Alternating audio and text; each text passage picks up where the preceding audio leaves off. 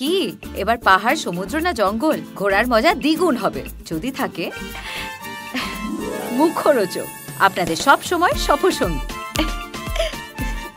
মুখরোচক আপনাদের ভালোবাসায় জড়িয়ে ৭৫ বছর পেরিয়ে। যোগেশকে নিয়ে মানুষ যেটা দিচ্ছেন সেটা মন থেকে দিচ্ছেন না, হার্ট থেকে দিচ্ছেন। আমার দেখা দেবের সেরা কাজ যেটা আড়ালে রেখে দেওয়া হয়েছিল, এটা একটা স্ট্র্যাটেজি বলা যায়। আমাদের দর্শকরা যারা শুনছেন তাদের মধ্যে যে প্রেমিকা দুজনে হাত ধরে ঠিক করেছিল দেব শুভশ্রীর ধূমকেতু দেখতে যাব, হয়তো সেই মেয়েটার অন্য কোনো জায়গায় সংসার করতে হয়েছে ওই ছেলেটার হাত ছেড়ে দিয়ে। যত যন্ত্রণা তোমাকে অন্য কেউ দেবে, যারা দিচ্ছে তাদেরকে একদিন সেই মূল্যটা চোকাতে হবে।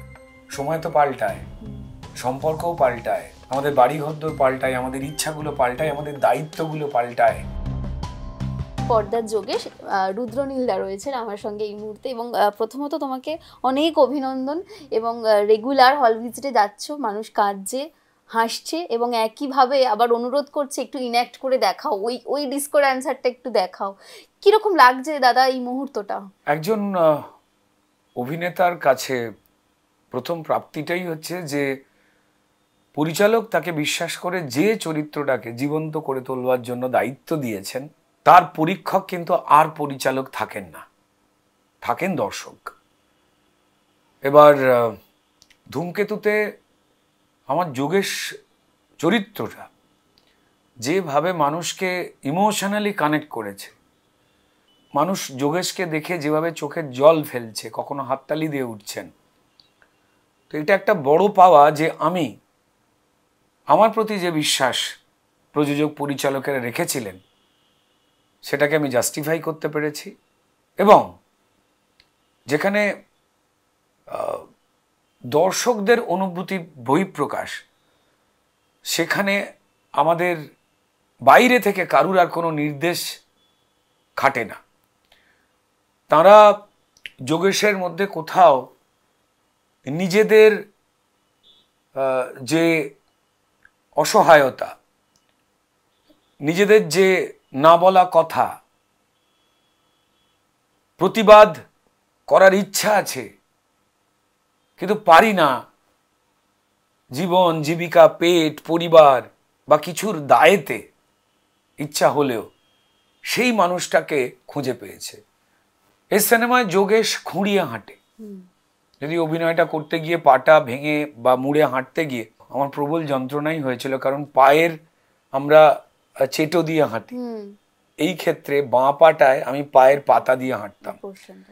তো ওই প্রবল ঠান্ডায়, সবাই জানেন যে ঠান্ডায় একটু টোকা লাগলেই কি যন্ত্রণা হয়, তো প্রায় ২০-৩০ দিন ওইভাবে নাড়খান্ডার প্রবল ঠান্ডায়, যেখানে টেম্পারেচার প্রায় 0 বা মাইনাস, কোমর অবধি বরফ, সেই ঠান্ডাতে ওই পাটাকে ভেঙে হাঁটতে হতো। আর রাস্তা তো সমান ছিল না, পাথুরের রাস্তা, একটা পাথর পড়লেই পাটা আবার ঘুরে যেত। সো এই সবটাই, এই যে যোগেশের খুঁড়িয়ে যে হাঁটা, কোথাও একটা আমাদের সমাজে আমাদের মায়েরা, বাবারা, পরিবারের মানুষেরা, বন্ধুরা, আমরা সব কিছু মিলিয়েই কিন্তু সোজা হয়ে হাঁটবার চেষ্টা করছি, কিন্তু কি জানে কোনো কারণে আমরা বোধহয় খুঁড়িয়েই চলছি।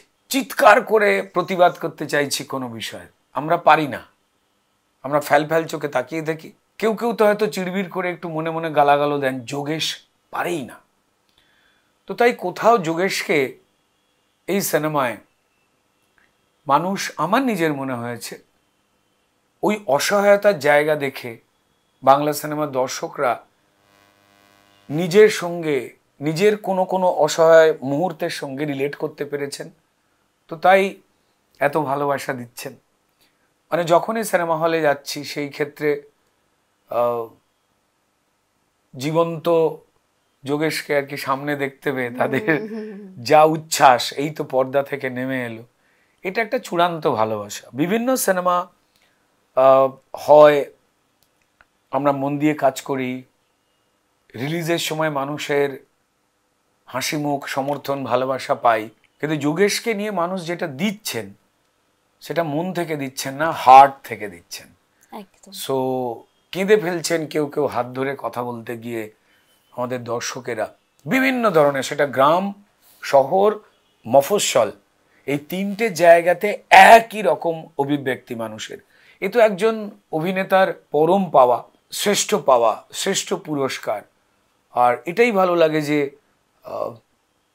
লেখক পরিচালক কৌশিক গঙ্গোপাধ্যায় তিনি যে দায়িত্বটা তার অভিনেতাকে দিয়েছিলেন, যে এই দুটো চরিত্র ভানু আর যোগেশ, ভানুর মতো প্রবল পরিশ্রম করেছে। আমার দেখা দেবের সেরা কাজ, মাথায় রাখতে হবে 2015-তে তখন ও দেব শুভশ্রী, এই দুটো নাম মেন স্ট্রিমে মানুষের ভালোবাসায় কিন্তু উচ্চ স্থানে রয়েছে। সেখানে অভিনয় করার ধরন আলাদা, ডায়লগ বলার ধরন আলাদা, নাচ গান কোরিওগ্রাফ ফাইটের ধরন আলাদা। ওটা মেন স্ট্রিম কমার্শিয়াল ছবির নিয়ম মেনেই ওই কাজগুলো করতে হয়। আমিও করেছি, যেমন রিফিউজিতে আমি যখন ভিলেন করেছিলাম বুম্বাদার প্রসেনজিতের অপোজিটে, তো তখন এই ভিলেনকে নিয়েও চর্চা শুরু হয়েছিল সারা পশ্চিমবঙ্গে। মাথার চুল আমি অনশট কামিয়ে ফেলেছিলাম, ন্যাড়া হয়ে গেছিলাম। সেখানে অভিনয়ের ধরন আলাদা। তো ওই জায়গা থেকে রাতারাতি প্রযোজক পরিচালক তারা যখন দুজনকে অফার করলেন এই চরিত্র করতে হবে, আমার মনে হয় তাদের এই চরিত্র দুটো, মানে ভানু এবং রূপা, যেটা দেব শুভশ্রী অ্যাকসেপ্ট করেছিল এটা জেনেই যে উচ্ছ্বাস বা যে জড়ির প্রতি মানুষের ভালোবাসার পাগলামি, সেটা তারা পাবেন না। আমরা এখানে চরিত্র হয়ে উঠবার চেষ্টা করব। তাই দর্শক যখনই দেবকে দুটো চরিত্রে দেখছে, ভানু এবং বয়স্ক ইন্দ্রনাথ খাসনবিশ, তার চলা হাঁটা ফেরা ধরন, তাকানো স্লো এবং আলাদা। ওদিকে ভানু, সে একটা সিদ্ধান্ত নিয়েছে।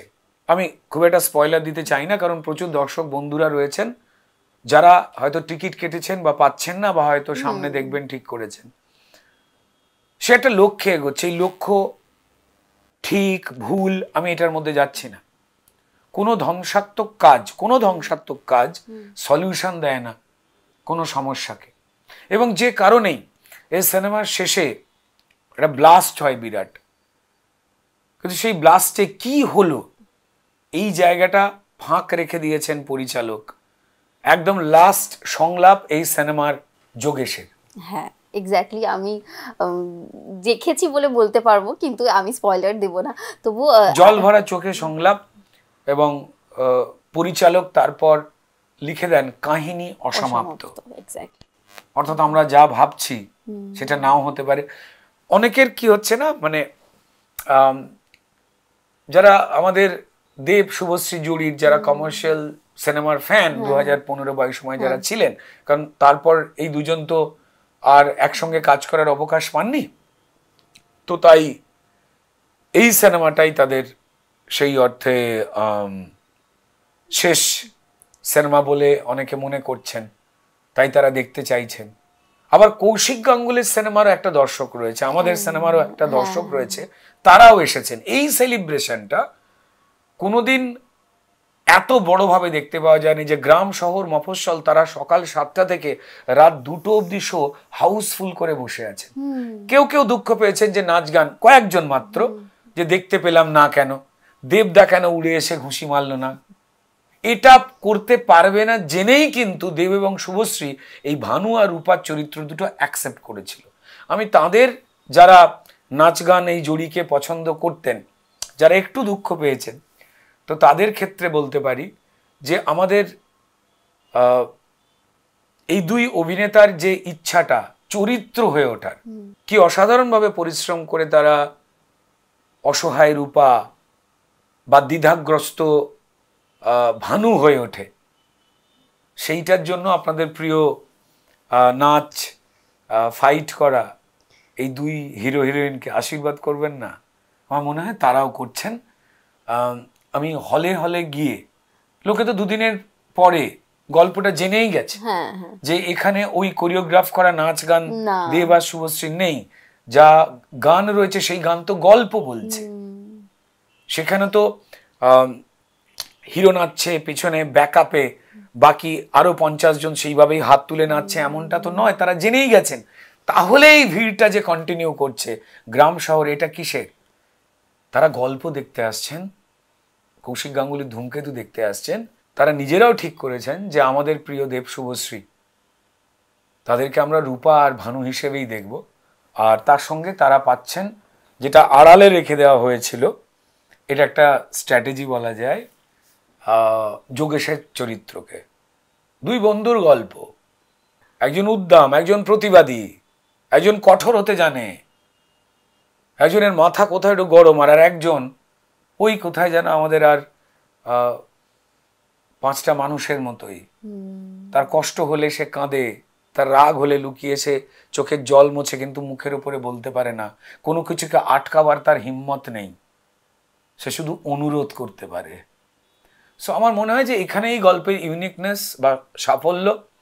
তাই এই গল্পে ওই ধরনের কোরিওগ্রাফ করা মেন স্ট্রিমের একটা ঘুষি মারলাম 20 জন পড়ে গেল, এটা নেই। যে নেই দেব, শুভশ্রী এবং রুদ্রনীল তারা যে অভিনয়টা করেছে, যে চরিত্রগুলোকে, পরিচালকের লেখা চরিত্রকে জ্যান্ত করতে, সেই জন্য বোধহয় এই সেলিব্রেশন চলছে এখনো হাউসফুল, একদম উৎসবের মতো সেলিব্রেশন চলছে। রুদ্রদা একটা কথা বলো, এই যে যোগেশ বন্ধু, আমি যদি তার মানে ব্যক্তি সত্তাটাকেও বলি বাদ দিয়ে, যে বন্ধুর এরম একটা বিপদে তাকে সাহায্য করা বা সব কিছু করা, আজকে এইরম বন্ধু তুমি তোমার আমি যদি বলি যে এই অভিনয়ের কেরিয়ার এবং 50টা বসন্ত পার করে গেছো জীবনের, পেয়েছো কখনো এইরম বন্ধু, বা এরম বন্ধু হয়? এরম বন্ধু পাওয়া খুব লাকি একটা বিষয়। আমি তবে একটাই জিনিস বলবো, আমি থিয়েটার করতাম, ছাত্র রাজনীতি করতাম একদম স্কুল কলেজের সময় থেকেই। সামাজিক বিষয়ে সচেতন থাকাটাকে আমি আমার একটা দায়িত্ব বলে মনে করতাম। অনেকে গুলিয়ে ফেলেন যে ভালোবাসা আর তার সঙ্গে দায়িত্ব কর্তব্যের তফাৎ কি। অভিনয়টা আমার পেশা বললে ভুল হবে। পেশা শুধু টাইমে পৌঁছানো, কাজ করে চলে আসা এবং মাস গেলে পারিশ্রমিক বা দিনে পারিশ্রমিক নেওয়া, এটা পেশা হয়। কিন্তু যে কাজটা না করতে পারলে তোমার কষ্ট হয়, সেটা তোমার ভালোবাসা। আর সামাজিক কাজ, রাজনৈতিক কাজ, এগুলো যে কাজগুলোই রয়েছে, যেটা অন্য বিভিন্ন জীবিকার মানুষও করেন।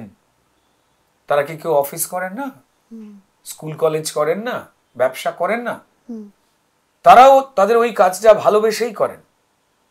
আর সামাজিক দিকে এমন কোনো কাজ, সেটা যে মত বা পথেরই হোক না কেন, যেখানে আমি চিৎকার করছি, কথা বলছি, দাবি তুলছি, আওয়াজ তুলছি, আমার জন্য নয়, আরো 10টা মানুষের জন্য।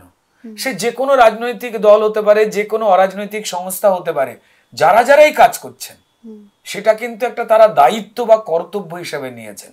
আমাদের পরিবার আছে, বাবা মা আছে, ভাই বোন আছে, তাদের বিপদ আপদে আমার প্রাণ কেঁদে উঠবে, এটা তো ভালোবাসা। তাদের কারুর কোনো কিছু হলে আমি চঞ্চল হয়ে পড়বো, ভালোবাসা। কিন্তু আমি যখন আমার আর একটা অন্য কাজ করব, সেটা আমার দায়িত্ব, আমার কর্তব্য, আমার অফিস, আমার ব্যবসা, আমার পড়াশোনা বা রাজনীতি বা সোশ্যাল ওয়ার্ক, এটা একটা দায়িত্ব। অনেকেই না এই ভালোবাসা আর দায়িত্বের মধ্যে গুলিয়ে ফেলেন বা কর্তব্যের মধ্যে গুলিয়ে ফেলেন। কর্তব্য নিজেকে নিয়ে হয় না, দায়িত্ব শুধু নিজের জন্য হয় না, ওটা অন্যের জন্য হয়। তো যখনই আমি প্রচুর মানুষের সঙ্গে মেলামেশা করেছি, এই হাজার ধরনের চরিত্র, গ্রাম শহরে আমি বিভিন্ন জায়গায় ঘুরি, আজকে থেকে নয়, তো সেখান থেকেই আমাদের মানুষের মনের মধ্যে দুটো দিক বেরিয়ে আসে। কেউ সাংঘাতিক রেভেলিয়ান, সে প্রতিবাদ করতে ভালোবাসে, চিৎকার করতে ভালোবাসে। আর প্রচুর মানুষ আছে যারা করতে চায়, প্রতিবাদ করতে চায়, প্রতিবাদে কেউ কেঁদে ফেলে, প্রতিবাদে কেউ চুপ হয়ে যায়, ওটাও তার মতো করে প্রতিবাদ। তো এই সিনেমায় ভানুর রাগ, প্রতিবাদ দেখাবার ধরনটা আলাদা, সেটা ঠিক না ভুল, এটা নিয়ে আমি কোনো কথা বলতে চাইছি না।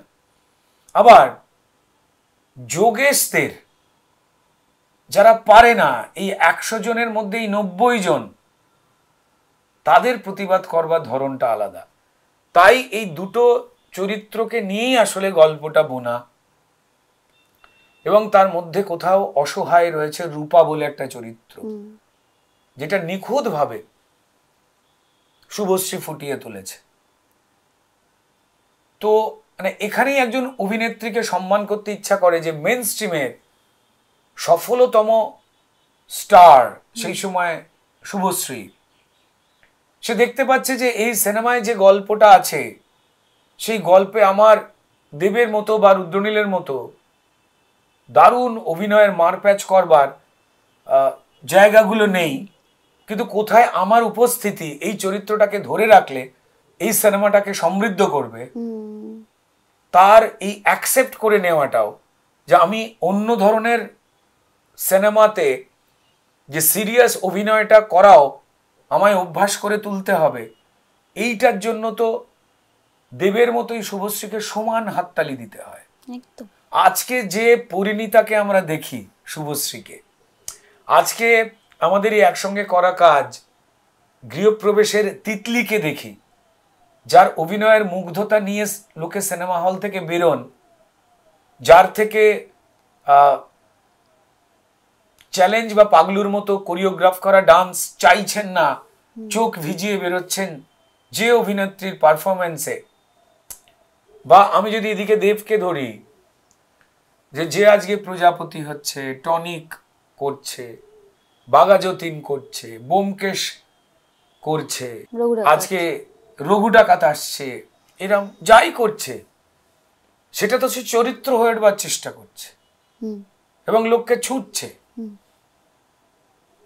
এই বীজটা কিন্তু দুজনের ক্ষেত্রেই প্রথম রোপণ করা হয়েছিল, বা নিজেরা রোপিত হওয়ার জন্য হৃদয়ে জমিটা দিয়েছিলেন দেব শুভশ্রী এই ধূমকেতু সিনেমার গল্পটার জন্য। তো এই কারণে তাদের দুজনকে ধন্যবাদ জানাতে হয়। এবং আমি এখনো বিশ্বাস করি যে আমার অভিনেতা বন্ধু দেব যে পারফরমেন্সটা দিয়েছেন আজ অব্দি, যতগুলো পারফরমেন্স দিচ্ছেন মন ছুটছে, ভালো। কিন্তু আমি বলবো যে আমার অন্যতম সেরাতম কাজ লাগে দেবের এখনো পর্যন্ত এই ধূমকেতুতে ভানু এবং ইন্দ্রনাথের চরিত্র। সো আমি এরপর আরো বেশি করে অপেক্ষা করব দুজন দুরকমভাবে যেভাবে ইন্ডাস্ট্রিকে দারুণ দারুণ চরিত্র এবং প্লট উপহার দিচ্ছে, প্রযোজক হিসেবে দেব এবং অভিনেতা হিসেবে, আর এদিকে শুভশ্রী তার নিজের মতো করে, তাদের থেকে ধূমকেতুর পর আরো কিন্তু এক্সপেকটেশন মানুষের অনেক বেড়ে গেল। একদম 10 বছর আগের একটা ছবি, এবং সেই সময়ে দেব শুভশ্রী এবং আজকের দেব শুভশ্রী তাদের ব্যক্তিগত জীবন বদলেছে, পেশাদারিত্বে অনেক বদল এসেছে। এবং নজরুল মঞ্চে সম্প্রতি আমরা ট্রেলার লঞ্চে তাদের যে পেশাদারিত্ব মঞ্চে দেখেছি, সেখান থেকে দাঁড়িয়ে রুদ্রদা কি বলবে, মানে তাদের সম্পূর্ণ যে বদলটা, অভিনয়, কেরিয়ার, ব্যক্তি জীবন, কি কি লক্ষণীয় এখনো পর্যন্ত তোমার চোখে, কতটা বদলালো? দায়িত্ববোধ। সময় আমাদের পাল্টায়। আজ থেকে 10 বছর আগে যে আমাদের যারা দর্শক রয়েছেন তাদের মধ্যে অনেকেই 10 বছর আগে যারা বন্ধুদের সঙ্গে ইচ্ছা প্রকাশ করেছিলেন যে দেব, শুভশ্রী, রুদ্রনীল, কৌশিক গাঙ্গুলি তারা একটা সিনেমা বানাচ্ছে, রানা সরকারেরা একটা সিনেমা বানাচ্ছে, এই সিনেমাটা দেখতে যাব। কারণ সিনেমা জেনারেলি 6-8 মাস থেকে 1 বছরের মধ্যেই রিলিজ হয়। যারা সেই সময় এই ইচ্ছাটা পোষণ করেছিলেন, কয়েকজন বন্ধু বসে, কজনের সেই ওই বন্ধুরাই রয়েছে? পাল্টে গেছে তো।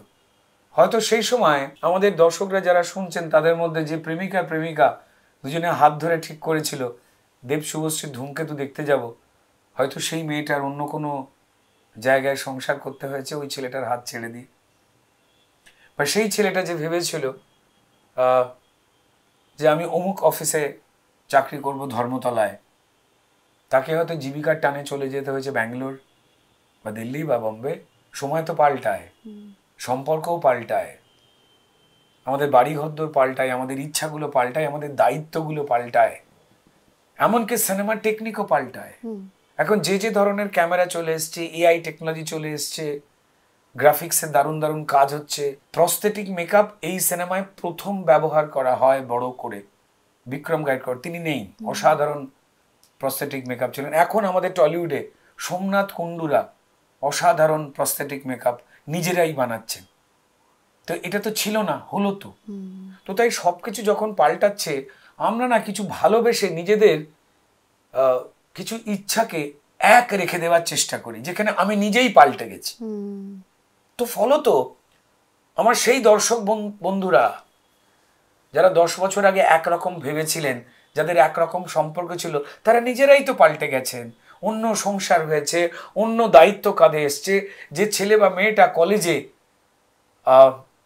নিজের মতো করে ঘুরে বেড়াতো, কলেজের পর আড্ডা মারতে যেত, কফি খেতে যেত, আজকে তাকে হয়তো পরিবার চালাবার জন্য তার কলেজ লাইফের বন্ধুদের ফোন করে হয়তো তারা বলতে পারে না, কিরে গুরু কি করছিস, পারে না হয়তো বলতে। তো তাহলে সবটাই যখন পাল্টাবে, তো তখন দেব বা শুভশ্রী বা আমি বা কৌশিক গাঙ্গুলি, তারাও তো মানুষ, তারাও তো পাল্টাবো, তাদেরও তো অন্যান্য দায়িত্ব আসবে। তো তাই তারাও পাল্টেছেন। তবে যেটা পাল্টায়নি, আমি এই দুজনের ক্ষেত্রে বলতে পারি, নিজেদের পার্সোনাল সম্পর্ক এবং কাজের উপরে দায়িত্ব, এই দুটোর প্রতি যে দায়বদ্ধতা, সেটা অনেক বেশি মজবুত হয়েছে। অবভিয়াসলি সব মানুষেরই হয়। আমি প্রবল ঠান্ডায়, আমরা যারা কাজ করেছিলাম উত্তরাখণ্ডে, নারখান্ডার প্রবল ঠান্ডায়, কোমর অব্দি বরফ, অক্সিজেন কম, রাত্রিবেলা এত ঠান্ডা ঘুমোতে পারা যায় না, তার মধ্যে যখনই আমরা কাজ করেছিলাম, সেখানে এই গল্পটার প্রতি না একটা অদ্ভুত রকম মায়া আর ভালোবাসা কাজ করেছিল। দেখো, সিনেমা রিলিজ করবার 2 দিনের পর তো মানুষ পুরো গল্প জেনে যায়। তো তাহলে কোনটা নেই আর কোনটা আছে সেটা তো জেনে গেছে, তাহলে দেখতে যাচ্ছে কেন?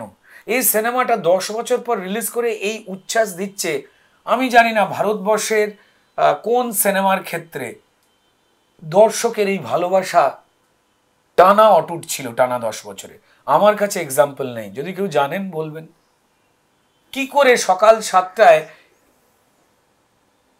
টিকিট কেটে লোকে হাউসফুল করছে, পর পর রাত 2টো অবধি, যে কোনো একটা স্পেশাল শো রাত্রিবেলা হচ্ছে বা সকালবেলা হচ্ছে, তাই কোনো একটা শো কেউ ফুল করলো একদিন, এমনটা হয়নি, ব্যাক টু ব্যাক চলছে, লাগাতার এই ঘটনা ঘটছে। আমি কৌশিক গাঙ্গুলি, আমরা যখন হল ভিজিটে যাচ্ছি, মানুষের উচ্ছ্বাস এবং কথা, তারা যেটা জানাচ্ছেন, আমাদের মায়েরা, বোনেরা, দিদিরা, ছেলেরা, মেয়েরা, সেখান থেকে অন্য কিছু জানতে পারছি। যদি এই দায়বদ্ধতা যদি না থাকতো, আমার এই দুজন সহ অভিনেতা অভিনেত্রী বন্ধুর, দেব শুভশ্রী, তাহলে এই সিনেমাতে তারা প্রাণ ঢেলে দিতে পারতেন না। মেইন স্ট্রিম থেকে দুম করে সিরিয়াস ফিল্মে এসে 2015 সালে, অত্যন্ত কঠিন। এবং আজকে তারা নিজেরা দায়িত্ববোধের সঙ্গে, দেব হয়ে উঠেছে প্রযোজক, একের পর এক ইন্টারেস্টিং সিনেমা বানাচ্ছে, সেগুলো রেকর্ড তৈরি করছে। শুভশ্রী একের পর এক তার চমকে দেওয়া অভিনয় করে যাচ্ছে। সো আমার মনে হয় যে পাল্টে যাওয়ার সময়, এবং সময়কে সম্মান জানানোর মধ্যেই কিন্তু একজন মানুষ, তিনি যে জীবিকারী মানুষ হোক না কেন, তবেই তার পূর্ণতা। রুদ্রদা, 10 বছর আগের রুদ্রনীল ঘোষ, অভিনেতা রুদ্রনীল ঘোষকে এখন তুমি কতটা মিস করো? দেখো, অভিনয় না শেখা যায় না, অভিনয় চর্চা করা যায়।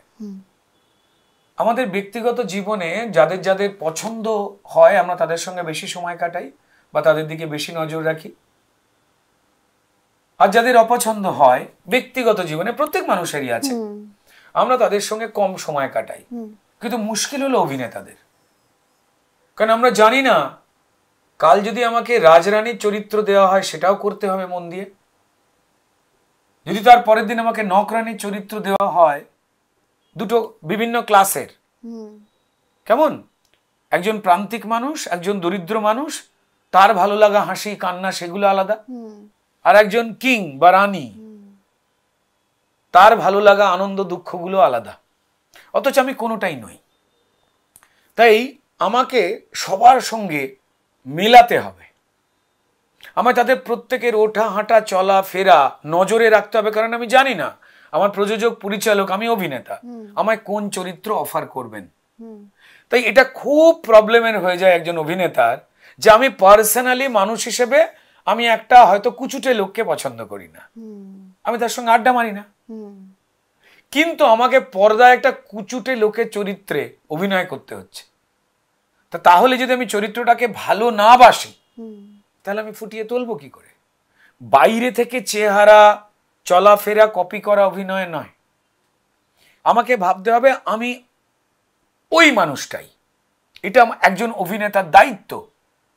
তো এটা নিয়ে আমাদের একটা অদ্ভুত কঠিন লড়াই লড়তে হয়, বিশেষ করে অভিনেতাদের। তো সেই লড়াইয়ে যত মানুষের সঙ্গে আমরা মিশবো, তত বেশি করে অভিজ্ঞতা বাড়বে। আর এই বয়স বাড়বার সঙ্গে সঙ্গে, সময় পেরোবার সঙ্গে সঙ্গে, অভিনেতাদের মূলধন হচ্ছেন মানুষ। যত রকমের মানুষ, যত পেশার মানুষ, যত মানসিকতার মানুষ, নতুন নতুন তত ধরনের নতুন নতুন চরিত্র। একজন গায়কের সারে গামা পাধা নিসা বললে তার হয়তো রিড কমপ্লিট হয়ে যায়, কড়ি কোমল মিলিয়ে, তাহলে তো মাত্র 7টা সুর, এত গান তৈরি হচ্ছে কোথায়? ওই যে রসগুলো সা থেকে সা অবধি উলট পালট করে সুন্দর করে আবার রং তৈরি হচ্ছে সারা পৃথিবীতে, এবং লাখ লাখ কোটি কোটি গানের জন্ম নিচ্ছে, অসাধারণ অসাধারণ গান তৈরি হচ্ছে। কিন্তু ওই সারেগামা পদে নেই। আর অভিনেতাদের অসুবিধে কোথায়? এইরকম কোনো রিড নেই। যত মানুষ ততই নতুন নতুন চরিত্র। কাল যে কোনো চরিত্র এই সমাজ থেকে দেখে গল্পকার বা চিত্রনাট্যকার লিখে ফেলবেন, এবং পরিচালক বলবেন আপনি অত্যন্ত সচেতন অভিনেতা, এটাকে ফুটিয়ে তোলার দায়িত্ব আপনার। তো তাই আমাদের মানুষ দেখতে হবে, মানুষের সঙ্গে মিশতে হবে। আমি ব্যক্তিগতভাবে কার সঙ্গে সময় কাটাবো, কোন মানসিকতার মানুষের সঙ্গে, এটা আমার পার্সোনাল ইচ্ছা। কিন্তু একজন অভিনেতা হিসেবে আমাদের প্রত্যেকের দায়িত্ব ব্যক্তিগতভাবে, ব্যক্তি রুদ্রনীল যে মানুষটাকে অপছন্দ করে, অভিনেতা রুদ্রনীল ঘোষকে, তাকে ভালোবাসতেই হবে অন্যভাবে, তাকে নজরে রাখতে হবে অন্যরকম ভাবে, কারণ কাল তার চরিত্রটাও তাকে ফুটিয়ে তুলতে হতে পারে। সো অভিনেতা অভিজ্ঞতার জায়গায় সমৃদ্ধ হন ক্রমাগত, এক্সপিরিয়েন্স যেটা খুব ইম্পর্টেন্ট বস্তু। তো তাই প্রস্তুত রয়েছি, যে চরিত্রই দেবেন, যে কোনো চরিত্র করবার জন্য। আর সারাক্ষণ মাথায় থাকে যে যারা অডিয়েন্স রয়েছেন, দেখুন সবাইকে না তৃপ্ত করা যায় না। আপনি দারুণ শুক্তো রান্না করলেন, দেখবেন 10টা মানুষ পেয়েই যাবেন বড়িটা কেমন যেন ছোট ছিল। তো এই যে অতৃপ্তি, এটার মধ্যে কোনো অপরাধ নেই। সেইটা দিয়ে আমরা সবাইকে আমাদের ব্যক্তিগত জীবনেই খুশি করতে পারি না। স্বামী স্ত্রী প্রেমিক প্রেমিকা কোথাও যেন তুতু ম্যায় লেগে যায়। তো তাই সেক্ষেত্রে সব দর্শককে সমান জিনিস দিয়ে মোহিত করা সেটা তো সম্ভব নয়। বাট অধিকাংশ মানুষকে যখন আমরা টাচ করতে পারি, তখনই কিছুটা তৃপ্তি আসে, আনন্দ আসে মনের মধ্যে। কারণ আবার বলছি, এটা শুধু আমাদের প্রফেশন নয়, এটা আমাদের নেশা আর ভালোবাসা। আমি যে কাজটা সিনেমা করি বা আমরা যেই এই প্রফেশনে আছি, আমরা পাই যে কোনো একজন শিল্পীকে, তিনি গায়ক হতে পারেন, ছবি আঁকিয়ে হতে পারেন, নৃত্যশিল্পী হতে পারেন, আবৃত্তিকার হতে পারেন, যে কোনো কেউ। তাকে যদি বলা হয় তুমি এই কাজটা করে মাসে কত রোজগার করো, দাদা 10 টাকা, আচ্ছা আমি তোমায় 20 টাকা দেব, তুমি গান গাইবে না, অভিনয় করবে না, কবিতা বলবে না, করো, থাকো, মারা যাবে শিল্পী। এটা কাজের প্রতি ভালোবাসা। এরকম অন্যান্য প্রফেশনেও এরকম রয়েছে। যেমন এই যে মাস্টারমশাইদের জীবিকা, তিনি স্কুলে গেলেন বলেই কি মাস্টারমশাই, রিটায়ারমেন্ট হয়ে গেল বলেই কি মাস্টার শব্দটা মিলিয়ে গেল, না, মৃত্যুর দিন অবধি তিনি মাস্টারমশাই। ওটা তার জীবিকা বলে আমি দেখছি, কারণ এই কাজটা করবার জন্য তাকে একটা মাইনে দেওয়া হয়, কিন্তু তারপরেও তিনি মাস্টারমশাই, রিটায়ারমেন্টের পরেও। তো যাই হোক, সেই ক্ষেত্রে কেউ ক্যামেরার সামনে অভিনয় যতক্ষণ করছে ততক্ষণে তিনি অভিনেতা, আর ক্যামেরা অফ হয়ে গেলে তিনি অভিনেতা নন এমনটা নয়। কিন্তু যিনি স্টেজে গান গাইছেন বা গান রেকর্ড করছেন তখন তিনি গায়ক, যখন তিনি বাজার যাচ্ছেন বা শ্বশুর বাড়ি যাচ্ছেন বা বাপের বাড়ি যাচ্ছেন বা প্রেমিক বা প্রেমিকের সঙ্গে প্রেম করছেন তখন তিনি যে গায়ক বা গায়িকা নন এটা নয়। কিন্তু ওটা তার আত্মা, ওটা তিনি নিয়ে ঘোরেন। এবার বাকি যে আনুষঙ্গিক কাজগুলো ওগুলো কোথাও কিছু দায়িত্ব বা কিছু কর্তব্য, তাই না? আমাদের এইভাবে একটু দেখা উচিত। রুদ্রদা, বলিউডের আমি কথাতে যদি আসি, যে ময়দান, এবং টলিউডে এখন যদি বলি যে ধূমকেতু, এই যে তোমার দুটো ছবি এবং দুটো চরিত্র নিয়ে বিপুল চর্চা হয়েছে এবং সেই চর্চা এখনো চলে, কিন্তু তারপরেও বেশ কিছুটা সময় তোমার এই যে কাজ নেই। এবং এর আগেও আমি যদি বলি যে আমি তিন ইয়ারের কথাতে ফিরে যাই, এবং প্রচুর চরিত্র আছে, এই যে বেশ কিছুটা সময় টলিউডে তোমার কাজ নেই এবং তোমাকে গাড়ি বাড়ি বেচতে হয়েছে, সেটা কেন? এখন কি মনে হয় যে অভিনেতা রুদ্রনীল ঘোষকে আলাদা করে প্রমাণ করার কি আর দরকার রয়েছে? সেটা প্রমাণিত না। আমার নিজে যেটা মনে হয়, দেখো, আপস অ্যান্ড ডাউনস মানুষের জীবনে আসে, সমস্ত পেশার ক্ষেত্রে আসে, কিন্তু ঘটনা হচ্ছে যে হঠাৎ করে 2021 সালের পর থেকে আর এই 25 অবধি হঠাৎ করে আমার প্রিয় প্রযোজক আর পরিচালক, যারা আমার অত্যন্ত ঘনিষ্ঠ বন্ধুও বটে, শুধু তাই নয়, তারা দরাজ গলায় আমার প্রশংসাও করেন। অথচ যখন তারা কাজ করেন তখন তারা আমায় নিতে ভুলে যান। এ ঘটনা ঘটেছে। কেউ বলতেই পারেন যে আপনার মতো না ঠিক চরিত্রটা পাইনি, কিন্তু তার পাল্টা বেশ কিছু মানুষ তাদের উদ্দেশ্যে বলেন যে কোনো চরিত্রই তো রুদ্রনীল ঘোষ করতে পারে অনায়াসে। এ কথা তো আপনারাই বলেছেন। তো তাহলে 2021-এর আগে অবধি তার জন্য গাদা গাদা চরিত্র বেরোতো, যেগুলো দিয়ে তিনি প্রশংসা হাততালি নিয়ে এসেছেন। 2021-এর পর কি হলো? এত বন্ধুত্ব, এত ভালোবাসা, এত তার প্রশংসা আপনারা নিচ্ছেন না কেন? আর চরিত্র বেরোচ্ছে না কেন তার মতো করে? তো এটা একান্তই তাঁদের উত্তর দেবেন তারা। আমার মনে হয় আমার যারা এই বাংলার মাটির যারা দর্শক রয়েছেন, তিনি যে কোনো রাজনৈতিক দল, মত বা যে কোনো পেশার মানুষ হতে পারেন, যে কোনো বয়সের মানুষ হতে পারেন। যদি তিনি সমাজ সচেতন মানুষ হন তো তিনি জানেন যে অভিনেতা প্রস্তুত থাকলেই, ধরুন ইলিশটা প্রস্তুত আছে বাজারে মাছওয়ালার কাছে, তাকে তো কড়ায় ছাড়বার দায়িত্ব পরিচালক প্রযোজকের, সুস্বাদু একটা ইলিশের ভাপা ইলিশ করবার জন্য কিংবা সর্ষে ইলিশ করবার জন্য। আমি তো প্রস্তুত রয়েছি। তো তারা কি কারণে নেননি বা নিতে পারেননি, এটা নিয়ে আমি তাদের দোষারোপ একদম করি না, করবও না। হয়তো পরিস্থিতি, হয়তো তাদেরও অনেক কথা বলতে ইচ্ছা করে যা তারা এই সিনেমার যোগেশের মতো বলতে পারেন না। অভিযোগ করে লাভ নেই। আমরা প্রত্যেকেই কিছু না কিছু সিস্টেমের মধ্যে চলি।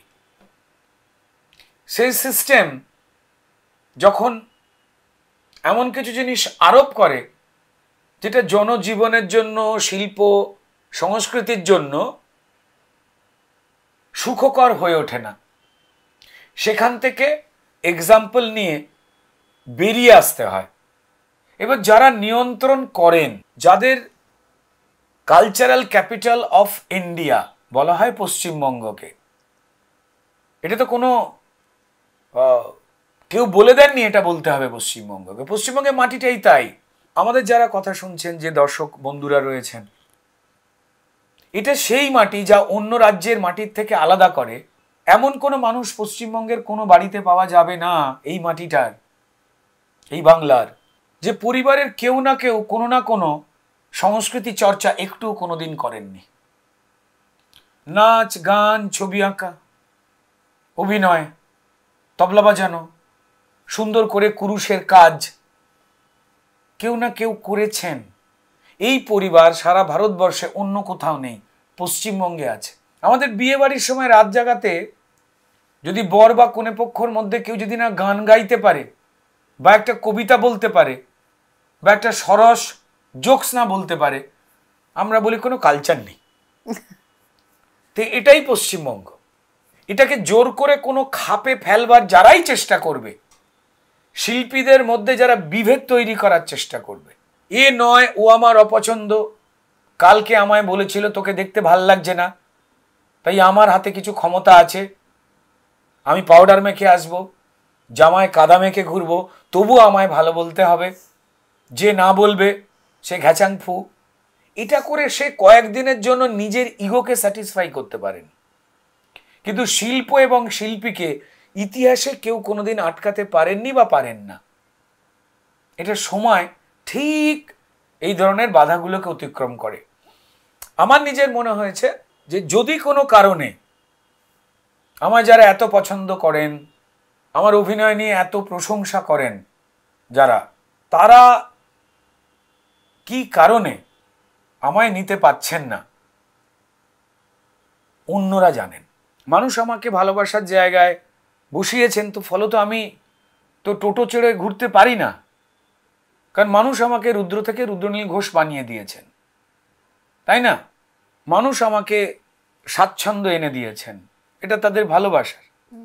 আমি যে বাড়িটায় বসে কথা বলছি, এটা তো আমাদের বাংলা সিনেমার দর্শকেরা, আমার এন্টারটেনমেন্ট ওয়ার্ল্ডের যারা মানুষ রয়েছেন যে কাজ দেখেন, তাদের দেওয়া, অন্য কারোর তো নয়। তো যাই হোক, তো ফলত আমাকে বাঁচতে হয়েছে, আমাকে সারভাইভ করতে হয়েছে। তো তাই আমার প্রিয় বাড়ি, পুরনো যেটা একদম কেনা ছিল কষ্ট করে স্ট্রাগল লাইফের পর, সেটা এবং গাড়ি বেচতে হয়েছে। আমাকে তো বাঁচতে হবে, আমার তো জীবিকা এটাই। কি করব? আমি তো চুরি করতে বেরোতে পারি না, রাত্রিবেলা পাইপ বেয়ে কারোর বাড়িতে উঠছি, এটা তো করতে পারবো না। আমি অটোয় টোটোয় চড়তেই পারি, কিন্তু আমি অটোয় টোটোয় যখন চড়বো তখন পরিষ্কার আমার জীবিকার উপরে মানুষের যে আকর্ষণ সেটা বেরিয়ে আসবে, সেইটা তো ক্ষতিগ্রস্ত হবে। তাই আমি চাইলেও পারি না, আমি রোজ একই জামা কাপড় পরতে চাইলেও তো পরতে পারবো না। তো আমার তো অন্যভাবে কোনো রোজগার নেই, তাই আমাকে বেচতে হয়েছে, কষ্ট হয়েছে। কিন্তু আমি এটা বিশ্বাস করি যে যত যন্ত্রণা তোমাকে অন্য কেউ দেবে, যারা দিচ্ছে তাদেরকে একদিন সেই মূল্যটা চোকাতে হবে। আমার তো গাড়ি বাড়ি, আমি আমার প্রচুর বন্ধুকে জানি অত্যন্ত ভালো অভিনেতা, কাউকে কাউকে মাছ বিক্রি করতে হয়েছে, মাছ বাজারে। সো এগুলো তো না হলেই ভালো, তাই না? আমরা শুরু করেছিলাম যোগেশকে দিয়ে, রুদ্রদা, শেষ করব আবার যোগেশকে দিয়ে। যদি একটা পোর্শন আমি জানি যে যারা সিনেমাটা দেখেছেন তারা তো অবশ্যই, যে একটা গেম আছে যে একটা ছোটবেলার খেলা, সেখান থেকে যদি একটা গান তুমি খুব যোগেশের স্টাইলে করেছিলে, সেটা যদি আরো একবার দর্শকদের। খুব ডিফিকাল্ট মানে ওটা করা। আমার মনে হয় দেব আর আমার করা অভিনয় করা এই দৃশ্যটাকে যেভাবে সিনেমাটোগ্রাফার সমীক হালদার, কৌশিক গাঙ্গুলি পরিচালকের নির্দেশে গ্রহণ করেছেন, এবং যেভাবে কৌশিক গাঙ্গুলি এডিটের পর দৃশ্যটাকে মানুষের সামনে রেখেছেন, এই দৃশ্যটাতে মানুষ হাততালি দেবেন না কেঁদে ফেলবেন এটা ঠিক করতে পারেননি। ইভেন আমরাও যখন ওই দৃশ্যে অভিনয় করছিলাম তখন আমরা নিজেরাও কনফিউজ হয়ে পড়ছিলাম যে কি হতে চলেছে। তো যখন লোকে একসঙ্গে হাততালি দিচ্ছেন এবং চোখ মুছছেন, এই দৃশ্য খুব বিরল। সেখানে প্রথমে মানে পুরো স্পয়লার দেবো না, যারা দেখেছেন জানেন, আমার গান গাইতে বলে কোন একটি জায়গায় দেব, শুধু এইটুকুই বলবো আমি ওই গাই ওই গানটা, मैं हूँ झुम झुम झुम झुम झुमरू पक्कड़ বলে গানটা গাই। তারপর আরও কিছু ঘটনা ঘটে, তারপর আমার একটা নাচ করতে বলে, তখন আমি I am A disco dancer এই নাচটা নাচি, মানে যোগেশ বলে চরিত্রটা নাচ, এবং নাচতে এই সবকটা করতে নির্দেশ দেয় ভানু ব্র্যাকেটে দেব। অনেকেই বেরিয়ে বলছেন যে এই দৃশ্যটার জন্য এই সিনেমাটা সে দুবার দেখতে চায় তারা। সো কি রয়েছে, সব থেকে বড় যে ডায়লগটা যেটা মানুষকে ছুঁয়েছে, যে এভাবে মরে যাস না বাবু, ট্রেলারের যে সংলাপ, একজন অসহায় মানুষ, একজন প্রতিবাদ না করতে পারা মানুষ, একজন মানুষ যার অত সাহস নেই, সে শুধু অনুরোধ করতে পারে, যেটা আমরা অনেকেই পারি না তীব্র প্রতিবাদ করতে পারি না। যেটা রাগ হচ্ছে যদি কোনো সিস্টেম ঠিক ভুল যাই হোক তছনছ করে দিতে আমরা পারি না। তো আমি বলবো দর্শকদের অন্তত সিনেমাটা দেখলে এই দৃশ্যটাকে নিয়ে যদি কিছু লেখেন, আমার বা আমি দেব, আমাদের দুজনের খুব ভালো লাগবে। একদমই একটা অসাধারণ মুহূর্ত রুদ্রদা, আমি বারবারই তোমাকে বলছিলাম এই কথাটা যে খুব সুন্দর, এবং যারা এখনো ধূমকেতু দেখেননি বা টিকিট পাননি তারা দেখে ফেলুন খুব শীঘ্রই। ধন্যবাদ রুদ্রদা।